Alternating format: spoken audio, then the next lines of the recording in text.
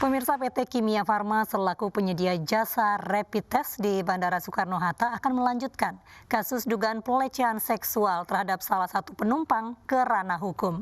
Sementara oknum tenaga medis yang diduga sebagai pelaku telah diberhentikan dari tugasnya.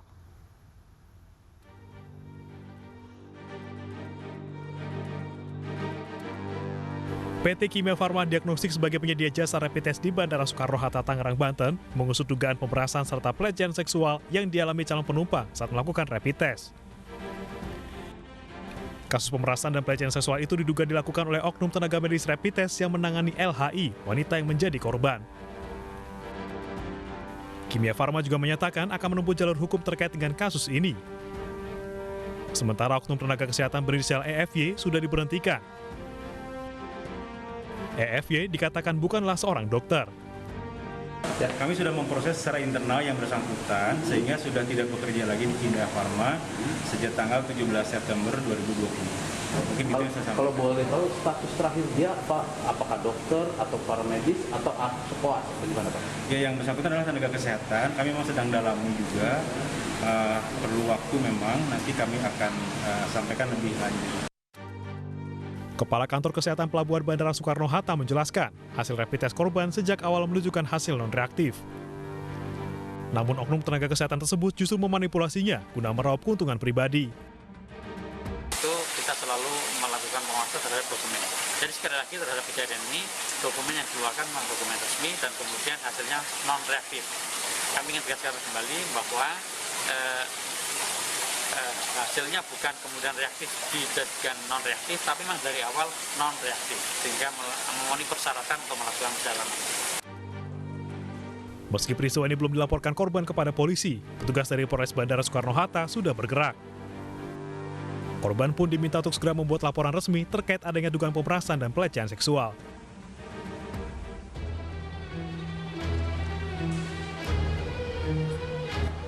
Sebelumnya, pelecehan saat pemeriksaan rapid test di Bandara Soekarno-Hatta berawal dari pengakuan seorang perempuan berinisial LHI lewat media sosial. Perempuan ini mengaku diperas dan dilecehkan secara seksual saat hendak berangkat dari Bandara Soekarno-Hatta menuju Nia, Sumatera Utara pada 13 September lalu. Ia mendapat tawaran untuk mengubah hasil rapid testnya dari reaktif menjadi non-reaktif oleh oknum tenaga medis yang bertugas di bandara. Manipulasi data rapid test ditawarkan oknum tersebut dengan imbalan sejumlah uang. Namun ternyata setelah dibayar, oknum tersebut justru melecehkan korban di tempat yang sepi. Peristiwa tersebut ternyata terekam kamera pengawas Bandara Soekarno-Hatta. Otoritas Bandara Soekarno-Hatta dengan kepolisian tengah mendalami pemerasan dan pelecehan seksual ini. Yang sudah kami komunikasikan dengan teman-teman penyelenggara ini, sebenarnya tidak ada dokumen yang dipalsukan. Artinya saya tegaskan bahwa tidak ada ini hasil yang reaktif kemudian diubah menjadi non-reaktif.